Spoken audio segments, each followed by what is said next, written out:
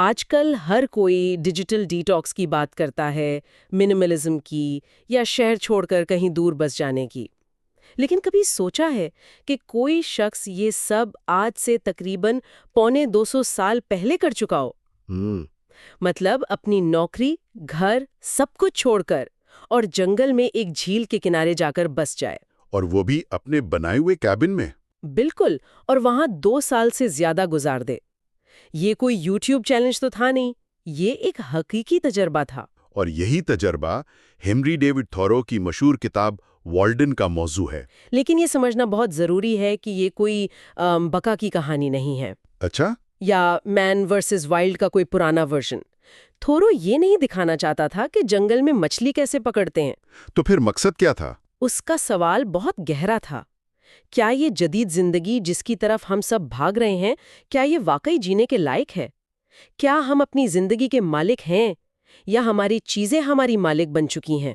بالکل، اور یہی سوال آج ہماری گفتگو کا مرکز ہوگا۔ کیا تھورو ایک انقلابی مفکر تھا جو وقت سے بہت آگے دیکھ رہا تھا، یا وہ محض ایک ایسا شخص تھا جو معاشرتی ذمہ داریوں سے بھاگ رہا تھا؟ صحیح۔ ہمارے پاس جو کتاب کے اقتباسات ہیں ان کی مدد سے ہم اسی سوال کی گہرائی میں اتریں گے۔ تھورو خود لکھتا ہے کہ اس نے اپنے پڑوسیوں کو ہزاروں طریقوں سے کفارہ ادا کرتے ہوئے دیکھا۔ جی، اور نوجوانوں کے بارے میں اس کا ایک جملہ تو ذہن کو ہلا دیتا ہے۔ کون سا؟ وہ کہتا ہے، میرے شہر کے نوجوانوں کی بدقسمتی یہ ہے کہ انہیں کھیت، گھر اور مویشی وراثت میں ملے ہیں، کیونکہ ان سے چھٹکارا پانا انہیں حاصل کرنے سے زیادہ مشکل ہے۔ یہ تو بہت ہی چونکا دینے والی بات ہے۔ ہم تو وراثت کو ایک نعمت سمجھتے ہیں۔ بالکل، لیکن تھورو اسے ایک بوجھ، ایک لعنت کے طور پر دیکھ رہا ہے۔ وہ کہہ رہا ہے کہ یہ چیزیں آپ کو آزاد نہیں کرتی بلکہ قید کر لیتی ہیں، کہ آپ ان کے مالک نہیں، غلام بن جاتے ہیں۔ جی، اور اسی غلامی کی زنجیروں کو توڑنے کے لیے اس نے والڈن کا رخ کیا۔ تو آئیے اسی بوجھ کی بات سے شروع کرتے ہیں۔ کتاب کا پہلا باب ہے معیشت۔ اب معیشت سن کر تو ذہن میں سٹاک مارکیٹ یا بجٹ آتا ہے۔ ہاں، لیکن تھورو کا مطلب کچھ اور ہی تھا۔ کیا مطلب تھا اس کا؟ اس کے لیے معیشت کا مطلب تھا اپنی زندگی کو منظم کرنا، اسے غیر ضروری چیزوں سے پاک کرنا۔ اچھا۔ اور یہیں وہ اپنا وہ مشہور جملہ لکھتا ہے جو آج بھی اتنا ہی سچ لگتا ہے، اکثر لوگ خاموش مایوسی کی زندگی گزارتے ہیں۔ خاموش مایوسی، اور آج شاید یہ پہلے سے کہیں زیادہ ہے۔ بالکل، تھورو کے مطابق اس کی جڑ ہماری مادی خواہشات ہیں۔ آج کے دور میں دیکھیں تو یہ صرف بڑا گھر یا مہنگے کپڑے نہیں ہیں۔ نہیں، اب تو انسٹاگرام پر نظر آنے والی پرفیکٹ زندگی ہے، نئے گیجٹس کی دوڑ ہے، اور یہ ہسل کلچر کا نا ختم ہونے والا دباؤ۔ تھورو کہہ رہا تھا کہ لوگ وہ زندگی نہیں گزار رہے ہیں جو وہ خود چاہتے ہیں، بلکہ وہ جو معاشرہ ان سے چاہتا ہے۔ اور یہ بات تو 1845 سے زیادہ آج سچ لگتی ہے۔ ہم ایک ایسی دوڑ میں بھاگ رہے ہیں جس کی منزل کا ہمیں خود نہیں پتا، اور یہ بنیادی اکائیاں اس کے نزدیک صرف 4 تھیں: خوراک، پناہ گاہ، لباس اور ایندھن۔ بس اس کا کہنا تھا کہ ان کے علاوہ زیادہ تر آسائشیں اور سہولیاتیں نہ صرف غیر ضروری ہیں بلکہ وہ انہیں انسانیت کی بلندی میں مثبت رکاوٹیں کہتا ہے۔ واو، مثبت رکاوٹیں، یعنی یہ چیزیں ہمیں بہتر انسان بننے سے روکتی ہیں۔ یہ تو بہت بڑی بات ہے۔ بالکل، آپ لباس پر اس کی تنقید کو ہی دیکھ لیں۔ وہ کہتا ہے لباس کے صرف 2 مقاصد ہیں: جسم کو گرم رکھنا اور سطر ڈھانپنا۔ بس، اور فیشن؟ وہ فیشن کی دوڑ پر گہرا طنز کرتا ہے۔ ایک جگہ وہ لکھتا ہے، ان تمام کاموں سے بچو جن کے لیے نئے کپڑوں کی ضرورت ہو۔ مطلب اگر آپ کا کام آپ سے نئے کپڑوں کا تقاضا کر رہا ہے تو کام بدلو، کپڑے نہیں۔ ایگزیکٹلی۔ اور پھر یہ جملہ، پیرس کا بڑا بندر مسافروں کی ٹوپی پہنتا ہے اور امریکہ کے تمام بندر وہی کرتے ہیں۔ امریکہ کے تمام بندر وہی کرتے ہیں۔ آج کے انفلوئنسر کلچر پر یہ طنز کتنا سٹیک بیٹھتا ہے۔ لگتا ہے تھورو نے 150 سال پہلے ہی سوشل میڈیا کو سمجھ لیا تھا۔ اور گھر یعنی پناہ گاہ کے بارے میں اس کے خیالات تو اس سے بھی زیادہ انقلابی ہیں۔ ہم سب کو سکھایا جاتا ہے کہ اپنا گھر بنانا زندگی کا سب سے بڑا مقصد ہے۔ اور تھورو کہتا ہے یہ سب سے بڑا جال ہے۔ جال کیسے؟ جی، وہ کہتا ہے کہ لوگ اپنی زندگی کا بہترین حصہ یعنی 20 سے 30 سال ایسے گھروں کا قرض اتارنے میں لگا دیتے ہیں جن کی انہیں ضرورت ہی نہیں ہوتی۔ اس کا مشہور جملہ ہے، جب کسان اپنا گھر حاصل کر لیتا ہے تو وہ امیر ہونے کی بجائے غریب ہو جاتا ہے، और ये घर होता ہے जो اسے حاصل کر لیتا ہے۔ یعنی انسان گھر کا مالک نہیں بنتا۔ گھر انسان کا مالک بن جاتا ہے۔ وہ گھر آپ کی نوکری، آپ کا لائف سٹائل، آپ کی سوچ سب کچھ کنٹرول کرنے لگتا ہے۔ یہ تو بہت خوفناک سوچ ہے۔ اور پھر گھر کے اندر کی چیزیں، ہاں، اس کی سادگی کا معیار تو ناقابل یقین ہے۔ وہ ایک مثال دیتا ہے کہ اس کی میز پر چونے کے پتھر کے 3 چھوٹے چھوٹے ٹکڑے رکھے تھے، جی مجھے یاد ہے۔ لیکن پھر اسے احساس ہوا کہ انہیں روزانہ جھاڑنا پڑتا ہے، جس میں وقت لگتا ہے اور ذہنی توانائی بھی۔ وہ کہتا ہے میرے ذہن کا فرنیچر ابھی تک بے ترتیب تھا اور مجھے ان پتھروں کی فکر لگی ہوئی تھی۔ تو اس نے کیا کیا؟ اس نے وہ پتھر بھی کھڑکی سے باہر پھینک دیے۔ یہ چھوٹی سی کہانی اس کے پورے فلسفے کا نچوڑ ہے۔ اس کے لیے ہر وہ چیز جو آپ کی ذہنی آزادی میں خلل ڈالے، چاہے وہ ایک چھوٹا سا پتھر ہی کیوں نہ ہو، ایک بوجھ ہے۔ آج ہم ڈی کلٹرنگ اور منیملزم کی بات کرتے ہیں، تھورو تو اسے انتہا پر لے گیا تھا۔ اس کے لیے بیرونی صفائی سے زیادہ اندرونی یعنی ذہنی صفائی اہم تھی۔ تو یہ ساری باتیں کپڑوں پر، گھر پر، فرنیچر پر، یہ صرف چیزوں سے جان چھڑانا نہیں تھا۔ نہیں، بالکل نہیں۔ ایسا لگتا ہے کہ یہ سب کچھ کسی بڑے مقصد کے لیے ایک تیاری تھی۔ آخر وہ اس ساری سادگی سے حاصل کیا کرنا چاہتا تھا؟ یہاں ہم کتاب کی روح تک پہنچتے ہیں۔ اس معاشی بوجھ سے آزاد ہو کر وہ کرنا کیا چاہتا تھا؟ اس کا جواب وہ اپنے مشہور ترین اقتباس میں دیتا ہے۔ میں جنگل میں اس لیے گیا کیونکہ میں جان بوجھ کر زندگی گزارنا چاہتا تھا، صرف زندگی کے ضروری حقائق کا سامنا کرنا چاہتا تھا، اور یہ دیکھنا چاہتا تھا کہ کیا میں وہ سیکھ سکتا ہوں جو زندگی سکھاتی ہے۔ اور جب میں مروں تو یہ نہ پاؤں کہ میں نے زندگی گزاری ہی نہیں۔ یہ لائن تو انسان کو اندر تک جھنجھوڑ دیتی ہے۔ جان بوجھ کر زندگی گزارنا یا ٹو لیو ڈیلیبریٹلی، یہ آج کل کی آٹو پائلٹ زندگی کا بالکل الٹ ہے۔ صحیح۔ ہم صبح اٹھتے ہیں، کام پر جاتے ہیں، واپس آتے ہیں، ٹی وی دیکھتے ہیں، سو جاتے ہیں۔ سب کچھ ایک معمول کے تحت ہو رہا ہے۔ وہ اس آٹو پائلٹ کو توڑنا چاہتا تھا۔ بالکل۔ اس کا مطلب ہے اپنی زندگی کو شعوری طور پر ارادے کے ساتھ گزارنا، اور اس کے لیے سادگی ضروری ہے۔ وہ کہتا ہے ہماری زندگیاں تفصیلات کی وجہ سے ضائع ہو جاتی ہیں۔ اور اس کی نصیحت کیا ہے؟ ٹو ڈو لسٹس ہیں۔ تھورو کہہ رہا ہے کہ ان سب تفصیلات کے شور میں زندگی کا اصل نغمہ کہیں کھو جاتا ہے۔ اور اس نغمے کو سننے کے لیے دوسروں کے تجربات پر انحصار نہیں کیا جا سکتا۔ یہ بھی اس کی ایک بہت بڑی تعلیم ہے۔ جی، وہ بزرگوں کے مشوروں کو بھی شک کی نگاہ سے دیکھتا ہے۔ وہ لکھتا ہے میں نے اس سیارے پر تقریباً 30 سال گزارے ہیں اور مجھے ابھی تک اپنے بزرگوں سے قیمتی یا سنجیدہ مشورے کا پہلا لفظ بھی سننا باقی ہے۔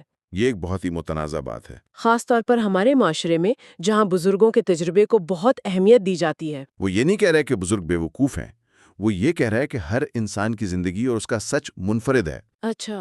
جو راستہ کسی اور کے لیے کارآمد تھا، ضروری نہیں کہ وہ آپ کے لیے بھی ہو۔ زندگی کو اپنے تجربے کے بنیاد پر جینا چاہیے، اور اس کے لیے بیدار ہونا ضروری ہے۔ اور اس کا بیدار ہونے کا مطلب صرف صبح نیند سے جاگنا نہیں تھا؟ نہیں، بالکل نہیں۔ اچھا، تو پھر اس کے لیے بیدار ہونے کا کیا مطلب تھا؟ اس کے لیے بیدار ہونا زندہ ہونے کے مترادف تھا۔ وہ لکھتا ہے بیدار ہونا زندہ ہونا ہے۔